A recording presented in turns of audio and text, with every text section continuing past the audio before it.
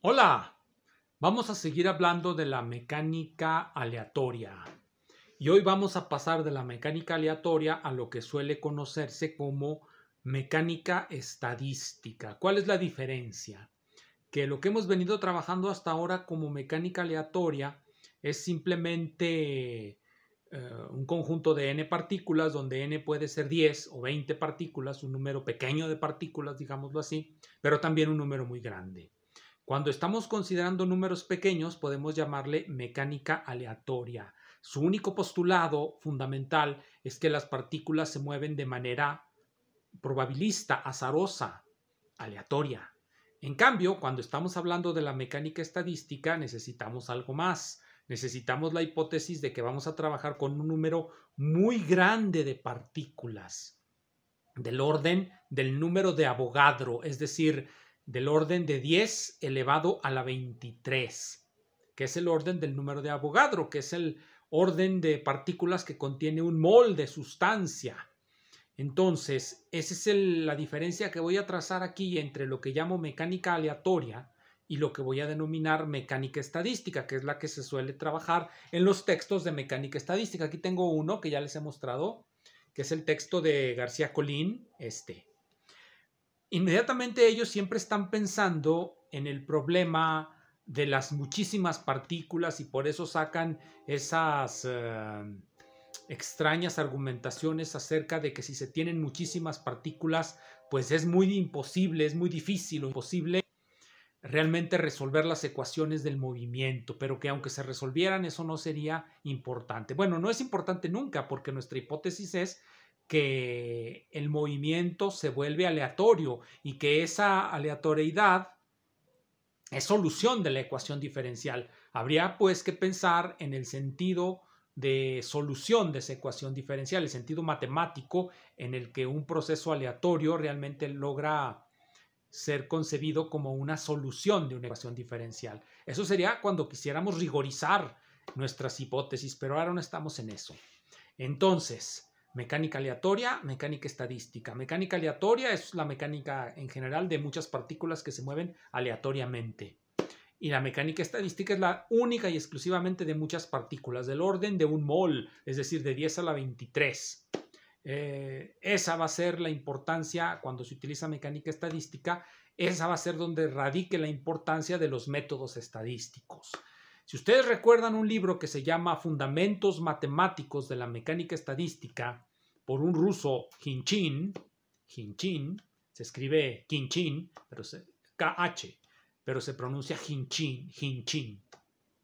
Ese señor Khinchin trata de convencernos que los problemas fundamentales de la mecánica estadística tienen que ver con la forma en cómo se establecen rigurosamente las dos técnicas que fundamentalmente se utilizan. La primera, la de la suposición de que un sistema dinámico se puede satisfacer, es decir, un sistema de ecuaciones diferenciales se puede satisfacer por un proceso aleatorio. Esa es la primera de sus cuestiones. Él dice que eso es lo que constituye la hipótesis ergódica. La segunda de las cuestiones es la del uso de los métodos asintóticos en la mecánica estadística. En realidad, si ustedes se fijan en los libros, el único método asintótico que se plantea es la aproximación de Stirling del factorial, la aproximación al factorial de Stirling. Esa es la única aproximación asintótica que se utiliza en principio, en los libros más elementales de mecánica estadística. En los ya más avanzados, pues sí se utilizan otra serie de técnicas importantes. Entonces, vamos pues a ir directamente a lo que es la mecánica estadística y su problema fundamental. Cuando hablamos de mecánica aleatoria, pues simplemente hay que tener en claro que aquí ya no son importantes realmente los métodos usuales para caracterizar a una partícula. Los métodos usuales para caracterizar una partícula, tal como nos enseñaron en la mecánica 1 o mecánica elemental de la preparatoria o de la primaria, secundaria, no sé en qué grado, son simple y sencillamente fijar sus coordenadas en el espacio. En el caso de la mecánica aleatoria no fijamos coordenadas porque sencillamente no las podemos conocer, son aleatorias sus coordenadas. Entonces lo que nos interesa fijar es una región del espacio y fijar la probabilidad de que la partícula se encuentre en esa región del espacio. En el límite, y esta es una de las ideas fuerza, de las ideas fundamentales que sostiene Thomas Kuhn en su libro sobre la discontinuidad cuántica, acerca de la historia del surgimiento de la discontinuidad cuántica, que voy a mencionar en otro video. En ese libro, su hipótesis fundamental es que la cuantización se encuentra ya en Ludwig Boltzmann. Todos recordamos ese libro, incluso García Colín, el autor de este libro de aquí, el autor de este libro, tuvo a bien plagiar unos párrafos del libro de Kuhn que acabo de mencionar, la teoría del cuerpo negro y la discontinuidad cuántica. Así se llama, la teoría del cuerpo negro y la discontinuidad cuántica de Thomas Kuhn. En ese libro la idea fundamental es que el proceso de cuantización se encuentra ya en Boltzmann, aunque en Boltzmann el proceso de cuantización es el resultado de su discretización del espacio, es decir, divide el espacio en celdas de tamaño finito, en donde ubica muchas partículas. Cuando pasamos al límite, hacemos que esa celda se haga chiquitita, que sea del tamaño prácticamente de una posición espacial. Y esa posición espacial es la posición aleatoria, que va a ser descrita con una densidad de probabilidad, en lugar de utilizar directamente la probabilidad. Se utilizará lo que se denomina la derivada de Radon-Nikodym. Pero bueno, nuevamente les digo, esas cuestiones del rigor matemático no nos deben de importar. A los físicos no les importaron cuando inventaron estas teorías. Para avanzar no nos deben de importar. Cuando queramos avanzar aún más, nos deben de importar un poco ese rigor. Bien, entonces estábamos en que esa fue la idea fundamental de Boltzmann, discretizar el espacio, dividirlo en celdas, las celdas que ya vimos en las veces pasadas, asignarles una energía. El índice de la energía en el límite del continuo se vuelve una posición espacial. Y nuestra probabilidad se descompone, por supuesto, en una densidad de probabilidad, lo que mencioné hace rato como derivada de Radon-Nikodym, pero eso lo de menos. Es terminología que uno aprende por ahí leyendo libros. Entonces, cuando hablamos de mecánica estadística vamos a hablar de muchísimas partículas, de muchas, desde el orden de 10 a la 23. Y con ello vamos a hacer aproximaciones asintóticas.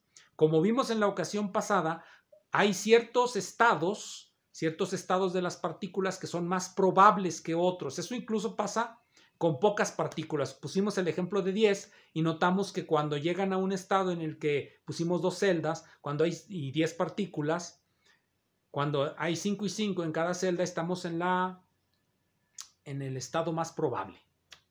Ese es el estado de equilibrio. Eso se va a denominar estado de equilibrio cuando consideremos muchísimas partículas, pero se ve ya con pocas partículas. La probabilidad, así como la estuvimos planteando cuando planteamos equiprobable todo el espacio, bueno, en este caso, pues las celditas son equiprobables, llegamos a esa conclusión. Entonces vamos a hacer unos cálculos, vamos a calcular el estado más probable, que es el que va a ser el estado de equilibrio térmico. Cuando nosotros lo planteamos en mecánica aleatoria, es decir, con pocas partículas, pues obviamente no podemos hablar de equilibrio térmico, porque no tenemos ese modelo, esa correspondencia entre lo que observamos y la composición de la materia. Cuando tenemos muchísimas partículas, ya podemos suponer un modelo atomista de la materia. Tenemos un trozo de materia y suponemos que está formado por infinidad de partículas, y esas partículas se mueven de manera aleatoria. Le aplicamos entonces los métodos aleatorios. Y lo que nos interesa es primero su estado de equilibrio, aunque por supuesto todos los otros estados posibles son estados de no equilibrio. Cuando hay 10 partículas en una sola celda y ninguna en la otra, pues es un estado de desequilibrio. Tiende a moverse hacia el estado de máxima probabilidad. ¿Qué quiere decir estado de máxima probabilidad? Pues el estado que efectiva y constantemente vemos. El estado que vemos es el estado más probable de los cuerpos. Cuando los cuerpos no caen en un estado muy probable, sino están en lo que se denominaría una desviación estadística, pues estamos en lo que alguna vez les platiqué que se denomina milagro termodinámico. Pero vamos a hacer cálculos, Vamos a empezar por recordar algunas cosas importantes. ¿Qué es lo que queremos maximizar? ¿Qué es lo que queremos maximizar o minimizar? Nuestra distribución. Tenemos nuestra distribución a la que generalmente se le llama un microestado. Ya vimos que no nos interesa la probabilidad. Cuando utilizamos la hipótesis de equiprobabilidad, este número lo vamos a reducir a un solo número, a este. A ese solo número va a quedar reducida la equiprobabilidad cuando utilizamos la hipótesis de equiprobabilidad. Pero lo que nos interesa, ya vimos, es este número. Este no va a cambiar. Lo que va a cambiar es este número. Y nos interesa calcular para qué valores del número de ocupación de este número tenemos equilibrio térmico, es decir, el estado más probable. El estado más probable es el que tiene este número como un extremo, como un óptimo, y ese es el que vamos a buscar. Y lo que va a variar es esta variable. Este no, es una constante. Cuando vamos a ver cómo la trabajamos. Pero bien, entonces, tenemos este problema. Hay que buscar el máximo de esto, sujeto a condiciones. ¿Cuáles son esas condiciones? La energía constante y la número de partículas constante. Entonces tenemos lo que voy a denominar una función de Lagrange. Vamos a utilizar el logaritmo porque esta es una función monótona. El máximo de esta va a ser también el máximo de esta. Entonces no cambia nada, pero facilita los cálculos. Vamos a ponerle aquí el multiplicador de Lagrange. Y esa es la función que debemos maximizar. ¿Cómo se maximiza? Pues tomando derivadas. Pero antes vamos a hacer uso de la hipótesis que les mencioné antes. El factorial se puede aproximar por esta aproximación que se denomina aproximación de Stirling. Entonces vamos a aplicar la aproximación de Stirling a nuestra función de Lagrange. Es decir, vamos a suponer que tenemos muchísimas partículas y nos va a quedar la función de Lagrange del siguiente estilo. N log n menos n. La aplicamos a este. Menos la sumatoria por k de nk log nk menos nk. Así. Más, por supuesto, beta e más alfa n. Así la vamos a dejar. Vamos a borrar esto de acá porque ya no nos sirve, nunca nos sirvió. Entonces esa es la función. ¿Cómo se va a calcular el máximo? Se calcula simplemente la derivada de esto o la diferencial total. Vamos a calcular la diferencial total, le voy a poner delta n, es una diferencial total típica y común y corriente. Primero vamos a eliminar algunas cosas. Miren, este de aquí con este de aquí se hace positivo. Como es la suma, es igual a n, entonces esto y esto se van. Por lo tanto, lo único que nos va a interesar es, bueno, vamos a hacerlo, derivada de esto, delta n por log n, más la derivada del logaritmo, como es multiplicada por esto, nos queda simplemente delta n. Así de sencillo.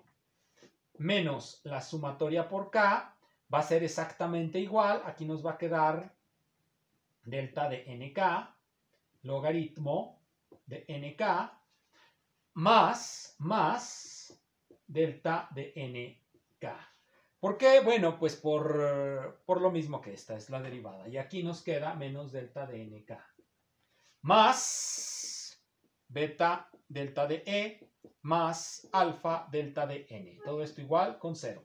Eso es lo que nos queda allí. Voy a borrar esto de arriba para continuar con el cálculo tan sencillo. Es muy sencillo, no se necesita mucho. Entonces nosotros podemos ver que pues estos dos se anulan. Y para no equivocarnos tanto, vamos a escribirlo lo que queda. Delta n log n más, si queda aquí, delta n, menos sumatoria por k de nk, perdón, de delta nk, logaritmo de nk.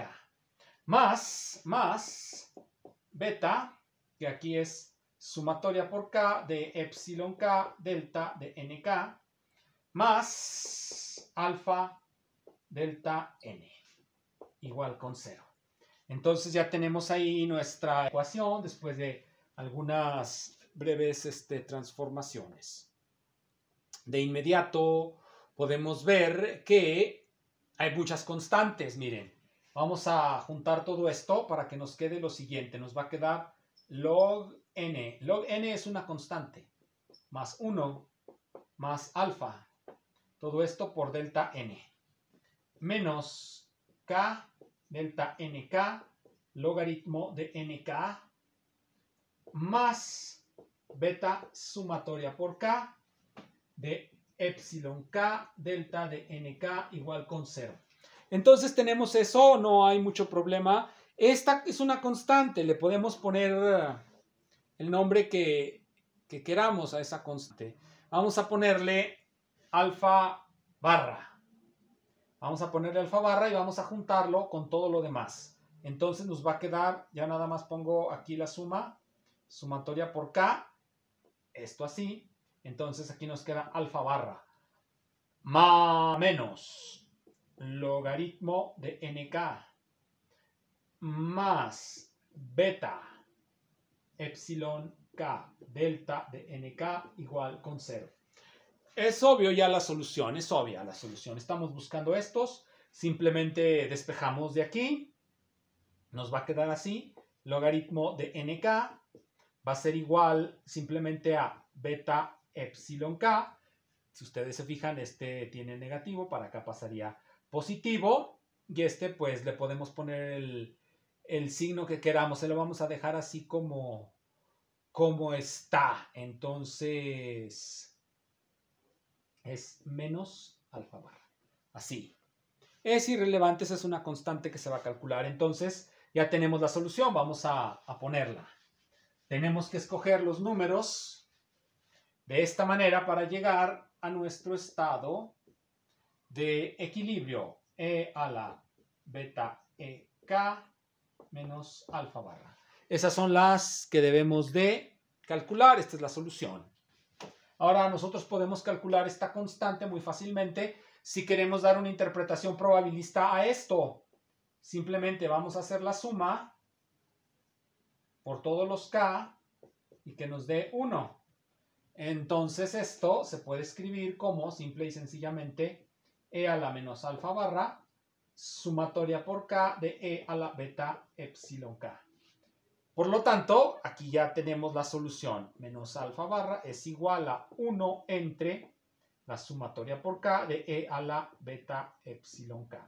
Esta pues se suele denominar la función de partición. Y ya tenemos entonces una interpretación probabilista de esto. Voy a escribir la probabilidad simplemente. Pasamos de esto a esto. P de k va a ser igual a e a la beta epsilon k dividido entre lo que se suele denominar función de partición. Es aquí donde viene lo interesante. Como les dije, este índice de aquí, el índice k, tiene que ver con la división del espacio en celdas. Si este índice lo cambiamos por puntos y esta suma se cambiaría por integrales. Entonces, en forma de función de distribución, pues nos quedaría así. Beta epsilon x entre la integral de e a la beta epsilon x de x. Pueden ser muchas las variables. Aquí nada más estoy poniendo unas muy sencillas, nada más como ejemplo. Entonces esa sería la solución de la mecánica estadística mediante el uso de técnicas muy sencillas. Ya esto no tiene que ver con la mecánica aleatoria, que tiene que ver esta mecánica aleatoria con muy pocas partículas. Se puede aplicar a muy pocas partículas como lo vimos la vez pasada, pero esto sí ya es con muchísimas partículas y nos da números de ocupación, la primera fórmula, números de ocupación. La segunda fórmula nos da ya una interpretación probabilista, porque está normalizado el conjunto de números de ocupación. Y la tercera fórmula es ya la densidad de probabilidad. Nos da una densidad de probabilidad para con ella poder calcular. ¿Cómo se llegó a la densidad de probabilidad? Como lo dije, en el principio el espacio se divide en celdas de tamaño arbitrario, y es este índice K, ya lo dije, Cuando pasamos al continuo, que es uno de los trucos que suelen hacer los físicos, sin mucha rigurosidad, eso es lo de menos. Entonces, vamos al límite, y en el límite ya no tenemos celdas de tamaño finito, sino puntos en el espacio. Todas las posiciones del espacio son equiprobables, y por lo tanto cambiamos las sumas por integrales. Continuaremos. Gracias.